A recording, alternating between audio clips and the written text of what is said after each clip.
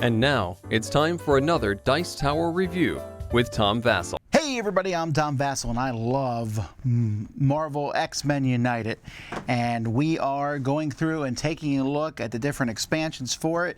Today's expansion, the Fantastic Four. I gotta say I was surprised to see this one show up in the project when they kickstarted this, because it was X-Men, mutants and stuff, and the Fantastic Four are clearly not mutants, even though they never really make that distinction very strong in the universe. Just because you get your powers from cosmic rays, why does that change whether... Anyway, it doesn't matter. Fantastic Four, which comes with the Fantastic Four, Silver Surfer, Dr. Doom, and Super Skrull. We're going to take a quick look at this, and then we'll be right back. So this set actually has quite a few things in it, because what you have is you have the Fantastic Four plus Silver Surfer here.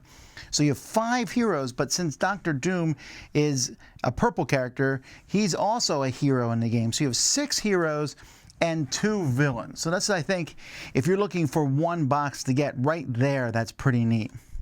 So this game always wants you to use certain characters together, and in this case we have the Fantastic Four. So you start with this card here, and then in each of the different decks they're going to refer to that card.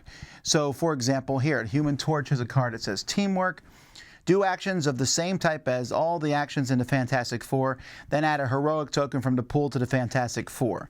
So if you play this card, the first time someone plays it, it doesn't do anything, but he throws a token on that card.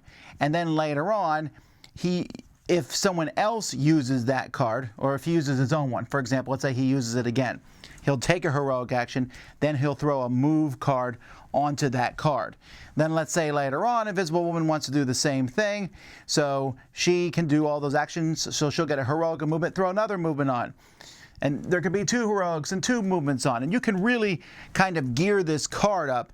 But if this card is going to be of any value to you, then you're going to have to use multiple characters. Now, in separate videos, I'm going to be ranking all of these characters as to how much I like the different characters. But I'll tell you that in this particular set, the characters rate very highly. In fact, one of these characters is my favorite in the entire game for heroes. And one of the villains is my second favorite of the villains. It's a very strong set. And that has nothing to do with me even liking it. I like the Fantastic Four. By the way, I'm going to like a Thing model no matter what. And the Mr. Fantastic model, I think, is, well, fantastic. I'm not so sold on Invisible Woman's. She has this little extra thing here, which looks like it's an extra standee for her invisible leg.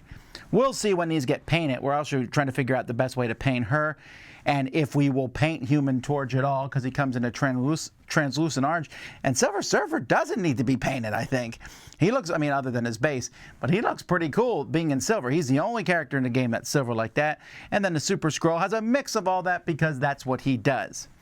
The set also comes with some locations. We have Latveria, which is a negative location. However, you'd use it with Dr. Doom. The Baxter Building, which if your hero's ever been a member of the Fantastic Four, you can get a token instead, which it will lead to some great arguments.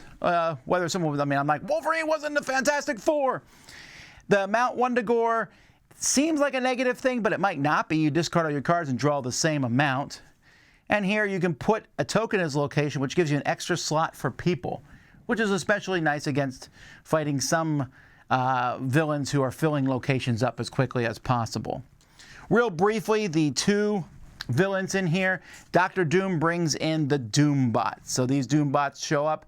They're kind of like having a bunch of different, more thugs running around, because they fill up the locations, but they can also do a lot of damage to you, and you can't hurt Dr. Doom in locations, so you get rid of them.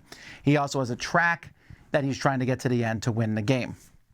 Super Skrull is going to basically do stuff to you based on the cards that you play.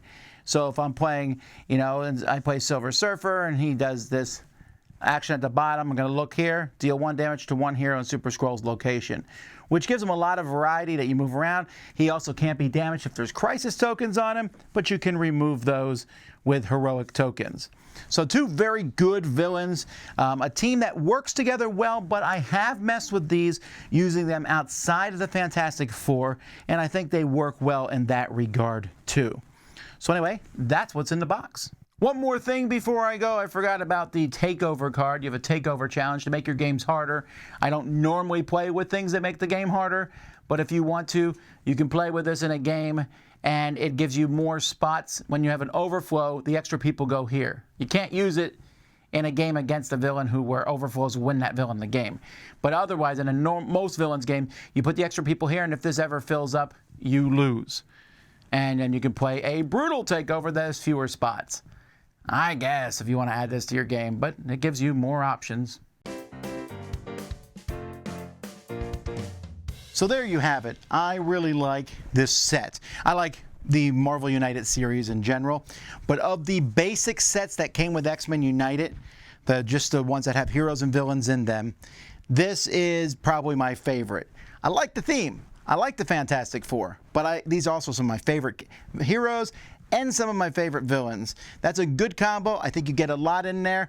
The extra thing, meh, I don't really care about the overflow thing. But the rest of this, more locations, is a very solid set. So if you own Marvel United or X-Men United and you just want to get one more set, I think this is worth it. Even if let's say you don't have X-Men United and you just have Marvel United, the Avengers, and you want to add the Fantastic Four, this is pretty good. You don't need to know anything about the X-Men or need them to fit this in. So for many people, this would be probably the first expansion that I would recommend. So there you go. Terrific. Dice Tower Judgment, excellent.